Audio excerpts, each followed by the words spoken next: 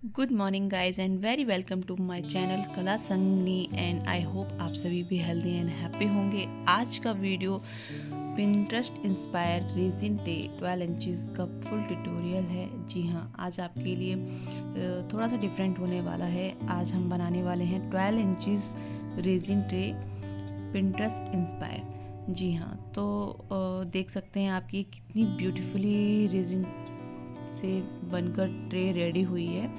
और हम जानेंगे कि हमने ये स्टेप बाय स्टेप हम देखेंगे किस तरीके से बनाया है। पूरी तरीके से मैंने इसमें आपको गाइड किया है और ये टेक्सचर्स इसमें किस तरीके से आए हैं ये भी मैं आप सबके साथ अच्छे से शेयर करूँगी। तो चलती है, स्टार्ट करते हैं। और सबसे पहले मटेरियल के बारे में जानते हैं। मटेरियल में सबसे पहले आपको चाहिए 12 इंचज़ का राउंड मोल्ड और रेजिन हार्डनर 2:1 का मैंने यहाँ पे यूज़ किया है। सबसे पहले हम देखेंगे कि रेजिन और हार्डनर को मिक्स कैसे करना है।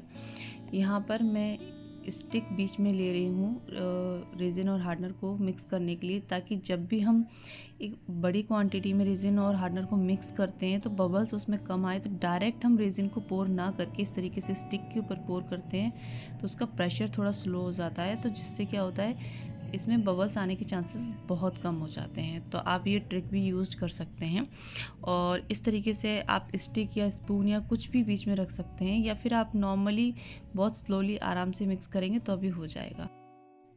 अब यहाँ पे रेजिन और हार्डनर की क्वांटिटी की बात करेंगे तो मैंने यहाँ पे 200 ग्राम रेजिन एंड 100 ग्राम हार्डनर लिया है। टोटल मिक्स करेंगे तो हम 300 ग्राम रेजिन और हार्डनर मिक्स होकर इसकी क्वांटिटी हो जाएगी। स्केल पर हम क्या देखेंगे कि हमें हमेशा मिक्स करने के, जैसे हम पोर कर रहे हैं तो एक बहुत इंपॉर्टेंट टिप है ये, और विंटर्स में बहुत काम आती है। अभी तो फिर भी समर्स आ गए हैं। क्या होता है, हम रेजिन पोर करते हैं तो हम बहुत स्पीड में पोर कर देते हैं। तो क्या होता है कि जब तक स्केल पे वो नंबर आता है हमेशा रेजिन या हार्डनर की क्वांटिटी ज़्यादा हो जाती है। तो जैसे अगर मुझे 200 ग्राम लेना है तो मैं 190 तक आराम से डालूंगी और 190 के बाद बहुत रुक रुक के रेजिन को ऐड करूँगी। उससे क्या होगा कि आप मतलब स्केल पे जब तक वो नंबर रेजिन के आएंगे तो बिल्कुल रुक रुक के आप देखेंगे तो बिल्कुल एग्जैक्ट रेजिन और हार्डनर आ जाएगा। इन केस अगर आपको लगता है कि नहीं फिर भी ज़्यादा हो गया है 2, 3, 4 ग्राम्स, जैसे मान लीजिए मेरा यहाँ पे अगर 209 या 10 ग्राम हो गया है, तो क्या करेंगे हम उतनी ही हार्डनर की क्वांटिटी उसके अकॉर्डिंग बढ़ा देंगे। जैसे 210 ग्राम हो गया है तो मैं 105 हार्डनर यहाँ पर ले लूँगी। तो इसमें बिल्कुल भी टेंशन लेने की ज़रूरत नहीं है, वरी करने की प्रॉब्लम नहीं है। आप आराम से इस तरीके से भी हार्डनर की क्वांटिटी बढ़ा सकते हैं और दोनों को ही पेशेंसली बहुत अच्छे से आप पोर करेंगे। और उसके बाद आप बेड पाइप की हेल्प से तुरंत की तुरंत मैं यहाँ पे अपने एक्यूपमेंट्स क्लीन कर रही हूँ, क्योंकि ये बहुत इंपॉर्टेंट टिप है। इसी वजह से हमारे जो प्रोडक्ट हैं लॉन्ग चलते हैं, अदरवाइज़ बहुत जल्दी ख़राब होने लगते हैं। अब यहाँ पे जेंटली हम मिक्स करेंगे। ये स्पीड में आपको वीडियो दिख रहा है, अदरवाइज़ मैंने बहुत जेंटली बहुत आराम से इसको मिक्स किया है। एटलीस्ट आप 5 मिनट्स या 7 मिनट्स लीजिए इसको आराम से मिक्स करने के लिए, ताकि बबल्स ज़्यादा क्रिएट ना हो। यहाँ पर आप देख पा रहे होंगे फिर भी बबल्स थोड़े बहुत आ ही गए हैं, पर जैसे जैसे हम इसको अच्छे से मिक्स करते जाएंगे ये धीरे धीरे बिल्कुल क्रिस्टल क्लियर हो जाएगा। और इसके बाद हम जो बबल्स ऊपर आए हैं उनको हम बबल बस्टर की हेल्प से या फिर ब्लो टॉर्च की हेल्प से रिमूव कर देंगे। अब यहाँ पे मैंने मोल्ड को लिया है और मोल्ड को क्लीन कर लिया है अच्छी तरीके से। मोल्ड कैसे क्लीन करते हैं आप मेरे पहले की वीडियोस में भी देख सकते हैं, बट मैं बता देती हूँ। नॉर्मल बेड वाइप की हेल्प से, या फिर आपको लग रहा है डस्ट पार्टिकल्स हैं तो मास्किंग टेप या फिर सेलो टेप की हेल्प से आप उसको क्लीन कर सकते हैं। सेलो टेप लगाएंगे और रिमूव करेंगे तो उसके साथ डस्ट पार्टिकल भी निकल आएंगे।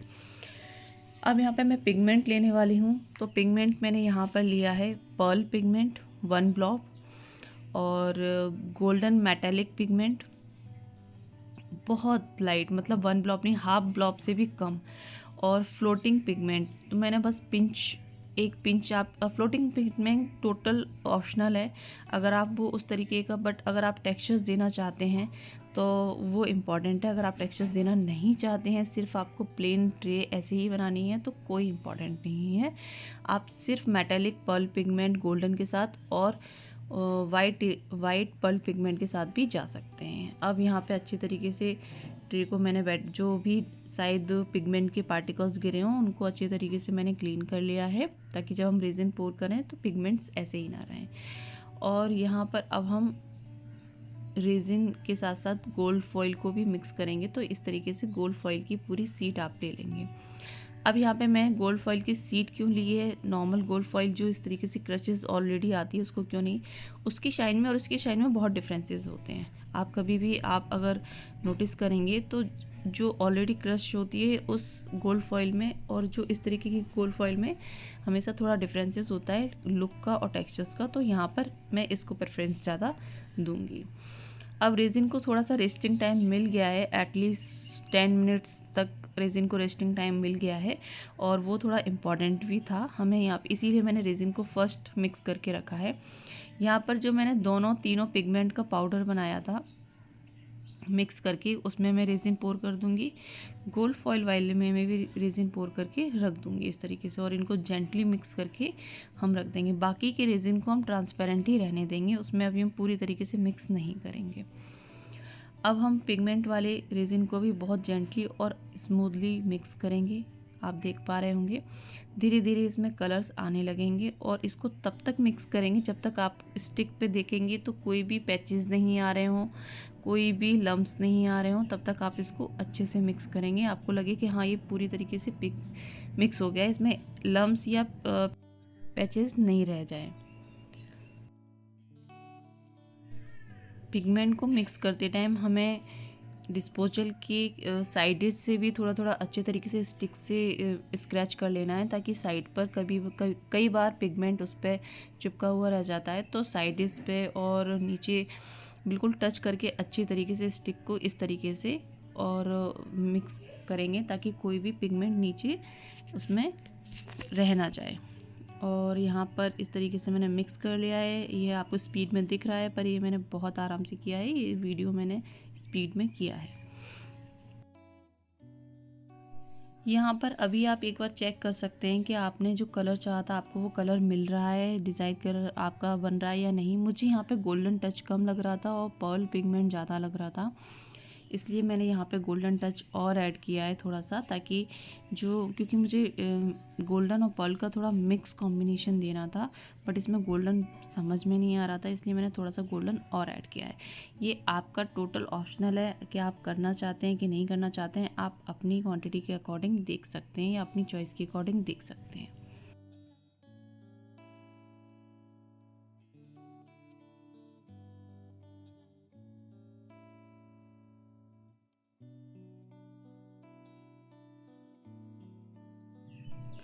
अब यहाँ पर इसी तरीके से मैं गोल्डन फॉइल को भी मिक्स कर लूँगी, बहुत जेंटली आराम से। आप इसको बिल्कुल भी स्पीड में नहीं करेंगे, अदरवाइज़ ये ज़्यादा क्रश हो जाएगी और फिर इसका जो लुक हम चाहते हैं वो नहीं मिलेगा।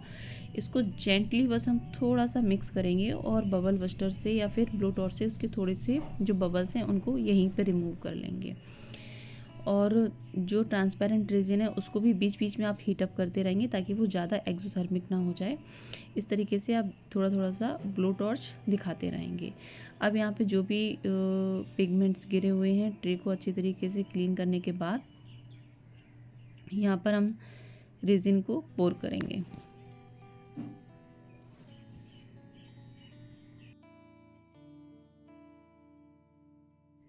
रेजिन को हम मिड में से पोर करेंगे, क्योंकि मेरे ट्रे में आपने डिज़ाइन देखा होगा गोल्डन मिड में है, तो हमें बहुत स्पीड में यहाँ पर वर्क करना है। कि ऐसा नहीं कि हमने रेजिन को पोर कर दिया और हम आराम से रुक गए, नहीं। रेजिन को बीच में पोर करने के बाद जब तक वो पूरी तरीके से स्प्रेड हो रहा है तब तक हम तुरंत गोल्डन फॉइल को भी स्प्रेड कर देंगे। और इस चीज़ का हमें ध्यान रखना है कि गोल्डन फॉइल रेजिन और गोल्डन रेजिन को पोर करते टाइम पे थोड़ा सा उनके बीच में डिस्टेंस रखेंगे, ताकि जब वो थोड़ा सा मिक्स होने के लिए उनमें जगह रखेंगे, अदरवाइज़ वो आपस में ज़्यादा ब्लेंड हो जाएंगे। तो हम थोड़ा सा गैप रखेंगे, ताकि जब वो अच्छी तरीके से स्प्रेड हो तो उन्हें प्रॉपर एक स्पेस मिल जाए। अब यहाँ पे जो बचा हुआ स्पेस है वहाँ पे हम ट्रांसपेरेंट रेजिन को मिक्स करेंगे धीरे धीरे, क्योंकि थोड़ा सा टाइम हो चुका है मिक्स हुए, तो ये थोड़ा सा थिक हो जाएगा और ज़्यादा मूव नहीं करेगा। तो यहाँ पर हम ट्रांसपेरेंट बचे हुए स्पेस पर ट्रांसपेरेंट रेजिन भी मिक्स कर देंगे। और आप देख लेंगे कहाँ कहाँ पर स्पेस बचा हुआ है, वहाँ वहाँ पर आप स्टिक की हेल्प से रेजिन को पोर कर देंगे, क्योंकि अगर आप एक साथ कप से रेजिन पोर करते हैं तो मूवमेंट के चांसेस ज़्यादा हैं और डिज़ाइन थोड़ा सा चेंज हो सकता है। बचे हुए गोल्डन रेजिन को भी मैं अच्छे तरीके से पोर कर दूंगी। और ट्रांसपेरेंट रेजिन की जगह पर हम यहाँ पर अभी रोज़ पेटल्स ऐड करेंगे, इसलिए यहाँ पर आप पहले बबल्स क्लीन कर लें, अच्छे तरीके से बबल्स क्लियर कर लें ब्लो टॉर्च या फिर बबल बस्टर की हेल्प से। बबल बस्टर और ब्लो टॉर्च एक साथ यूज़ नहीं करना है आपको, या तो आप ब्लो टॉर्च यूज़ करेंगे या फिर आप बबल बस्टर ही यूज़ करेंगे। ये मैं अपने हर वीडियो में बताती हूँ, पर फिर भी आपको याद दिला रही हूँ कि बबल बस्टर और ब्लो टॉर्च एक साथ यूज़ नहीं करना है। जेंटली हम इसको हर एजेस तक इस तरीके से स्प्रेड करेंगे, पहले अच्छी तरीके से गोल्डन को और गोल्डन फॉइल को।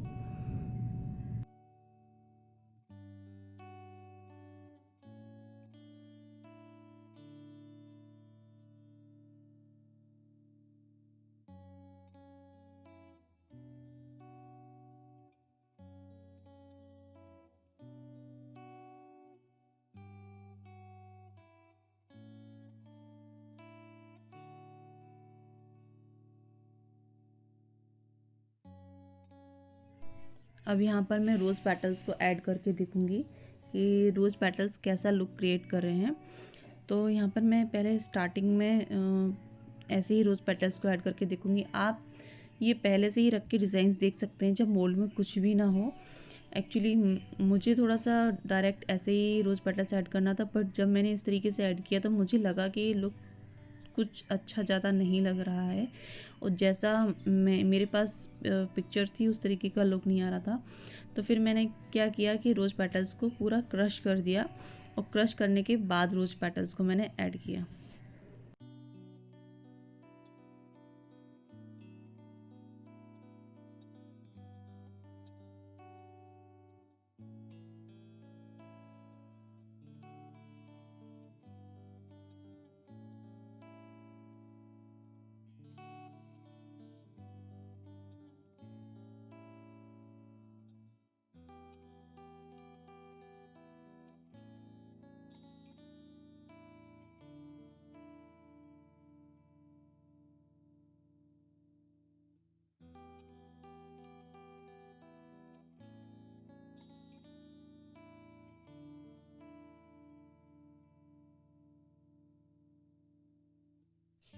पेटल्स को हम बहुत आराम से धीरे धीरे मिक्स करेंगे, और हम इस चीज़ को ज़रूर मेक श्योर करेंगे कि पेटल्स के ऊपर रेजिन बहुत अच्छी तरीके से चला जाए, और पेटल्स की जो हम प्लेसिंग करेंगे उसको भी हम थोड़ा सा देख के करेंगे, इक्वली हो। थोड़ा सा यहाँ पे मुझे डिफरेंसेस लग रहा था, बट मैंने बाद में वो ठीक कर दिया था। तो आप यहाँ पर प्लेसिंग भी देख कर करेंगे कि दोनों जगह इक्वल हो और अच्छी तरीके से हो।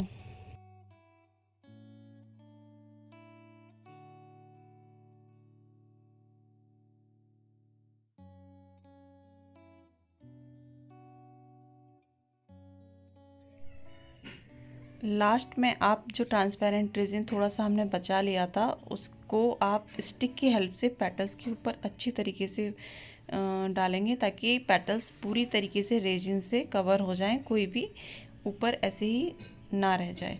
और अगर आपको लग रहा है कि कहीं पर और स्पेस बाकी, वहाँ पे भी, पर अभी आपको रेजिन फिनिश नहीं करना है, थोड़ा सा ट्रांसपेरेंट रेजिन आपको बचा के रखना है। हम इसको मिडिल में पोर करेंगे।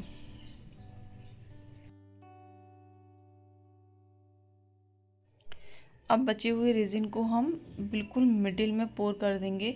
उससे क्या होगा कि जब ये रेजिन मूव करेगा, एक पहले बैकवर्ड जाएगा और फिर वापस आएगा, तो एक बहुत ही अच्छा टेक्सचर्स बन के आते हैं।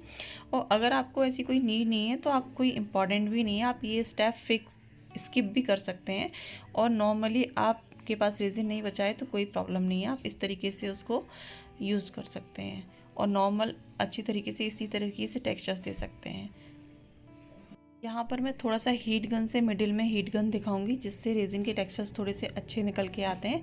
ये आप भी कर सकते हैं, नहीं है तो आप इसको स्किप भी कर सकते हैं। और बाद में इस तरीके से हम रेजिन में कुछ टेक्सचर्स देंगे।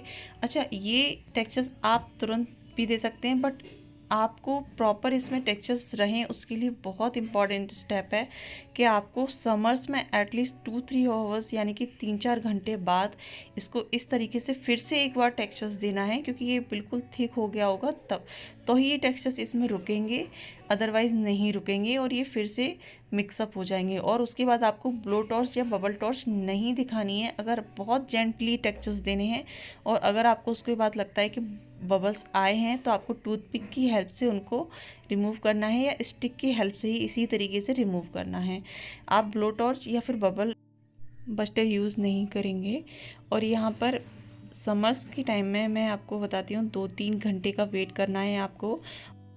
तब तक आप इसको कवर करके ही रखेंगे, इसको ओपन नहीं रखेंगे, अदरवाइज इसमें डस्ट पार्टिकल्स आ जाएंगे। कवर करके रखेंगे और फिर आपको ये टेक्सचर्स देने हैं, उसके बाद आपको फिर से कवर करके रखना है। आप देख सकते हैं मैंने सनलाइट में आपको इसलिए दिखाया कि आप देख सकते हैं कि जो हमने फ्लोटिंग पाउडर डाला था उसकी वजह से आप देख रहे होंगे कुछ एक शाइनिंग सी लाइन आ रही है जो फ्लोट कर रही है। वो फ़ायदा होता है फ्लोटिंग पाउडर डालने का। तो अगर आप टेक्सचर्स चाहते हैं तो उसमें ये बहुत ही काम की चीज़ है। अगर नहीं है तो भी आप स्किप कर सकते हैं, बट टेक्सचर्स उसके साथ भी आ जाएंगे, पर जो एक शाइन आ रही है वो उसमें मिस हो जाएगी। और यहाँ पर फिनिश हो जाता है हमारा डे 1 का वर्क फिनिश। और इसको आप कवर अप करके रख देंगे जेंटली, और नेक्स्ट 24 आवर्स के बाद आप इसको नेक्स्ट प्रोसेस के लिए रेडी हो जाएंगे। यहाँ पर मैं सेकंड डे पे इसको उठा रही हूँ, ये पूरी तरीके से अच्छी तरीके से सूख चुका है। यहाँ पे मैं आपको दिखा रही हूँ। अब आपको उसको डीमोल्ड कर लेंगे, क्योंकि अब जो भी हम प्रोसेस करेंगे हैंडल लगाना वो विदाउट मोल्ड ही करेंगे, क्योंकि मोल्ड की हाइट ज़्यादा है और जिस तरीके के हैंडल मुझे लगाने थे वो उनकी हाइट बहुत कम थी, तो मोल्ड में वो फिट नहीं हो रहे थे उस तरीके से, इसलिए मुझे इसको डीमोल्ड करना पड़ा। अगर आपके हैंडल्स इस तरीके के हैं कि उनकी हाइट ज़्यादा है और इजीली वो उसमें स्टिक हो सकते हैं तो आप मोल्ड के अंदर भी ये प्रोसेस कर सकते हैं, कोई प्रॉब्लम नहीं है। यहाँ पर मैं आपको अपने हैंडल्स दिखाती हूँ। इन हैंडल्स की हाइट बिल्कुल भी नहीं है, तो जब मैं इसको मोल्ड के अंदर रख रही थी तो मोल्ड से ये टकरा रहे थे, जिसकी वजह से ये पूरी तरीके से जो इसका प्रॉपर लुक था वो नहीं आ पा रहा था। इस तरीके से बहुत आगे जाकर ये फिक्स हो रहे थे, इसलिए मैंने इसको डीमोल्ड किया है। अब यहाँ पे मैं प्लेसिंग करके देख रही हूँ तो किस तरीके की प्लेसिंग इस पर ठीक लगेगी आप ये पहले ही चेक कर लीजिए, और किस तरीके की डिज़ाइन इसमें अच्छी लगेगी। अगर सेम हैंडल्स हैं तो आप उस तरीके से भी देख सकते हैं। अब लगाने का तरीका ये है कि हम स्केल से इसको थोड़ा सा रख के देख लेंगे कि ये एक लाइन में ही आना चाहिए।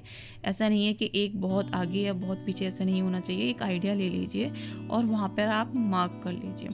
अगर आपके हैंडल्स की हाइट बिल्कुल सही है, और इसमें 2 तरीके हैं हैंडल्स लगाने के, आप सबसे पहले तो इनको थोड़ा सा स्टिक कर लीजिए इस तरीके से। ग्लू गन की हेल्प से भी कर सकते हैं, ग्लू की हेल्प से भी कर सकते हैं, ये आपकी चॉइस है। और अगर आप ड्रिल करना चाहते हैं तो मार्किंग कर लीजिए, और मार्किंग करने के बाद आप उस जगह पर ड्रिल करके हैंडल्स को फिक्स कर सकते हैं, क्योंकि इनकी हाइट अनइवन थी, कहीं पर बहुत ज़्यादा कहीं पर बहुत कम, तो ये ड्रिल के साथ बिल्कुल फिट जा ही नहीं रहे थे। इसलिए मैंने इनको रेजिन के साथ फिक्स करने का आइडिया लिया, और इस तरीके से पहले मैं ग्लू की हेल्प से इनको स्टिक कर दूंगी और थोड़ी देर के लिए छोड़ दूंगी। जब ये पूरी तरीके से अच्छे से स्टिक हो जाएंगे उसके बाद मैं इसमें नेक्स्ट लेयर पोर करूंगी। नेक्स्ट लेयर में भी हम अराउंड 300 के अराउंड ही रेजिन मिक्स कर सकते हैं, बट अगर आपको इसकी थिकनेस कम रखनी है तो आप 150 ग्राम भी ले सकते हैं, और 150 ग्राम रेजिन में ही इसमें सेकेंड लेयर आप ट्रांसपेरेंट रेजिन की बिल्कुल ऐड कर दीजिए। यहाँ पे मैं वो वीडियो शूट करना ही भूल गई, क्योंकि मैंने लेट नाइट वो वर्क किया था और इसलिए मैं यहाँ पे ऐड नहीं कर सकती। मैंने ट्रांसपेरेंट रेजिन 150 ग्राम इसमें और ऐड किया है। अगर आप थोड़ा सा हैवी चाहते हैं तो आप 300 ग्राम फिर से कर सकते हैं, और इसको फिर से क्योर होने के लिए छोड़ देंगे।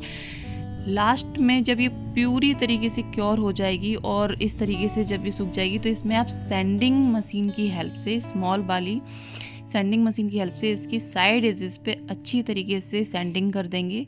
और यहाँ पे मैंने कोई आउटलाइन नहीं दी है, बिकॉज इसका लुक बहुत ऐसे ही इन्हेंस आ रहा था। और टेक्सचर्स आप देख सकते हैं फ्लोटिंग पाउडर की वजह से जो टेक्सचर्स आए हैं वो कितने ही अच्छे तरीके से इसको इन्हेंस कर रहे हैं। तो ये था आज का पूरा ट्यूटोरियल। आई होप आपको पसंद आया हो और ये ट्रे भी आपको पसंद आई हो। अगर इसी तरीके के वीडियोस आप देखना पसंद करते हैं तो इस चैनल को बिल्कुल भी लाइक एंड सब्सक्राइब करना बिल्कुल नहीं भूलें, ताकि आपको तक नोटिफिकेशन जाता रहे। तो मिलते हैं नेक्स्ट वीडियो में, तब तक के लिए bye bye and take care.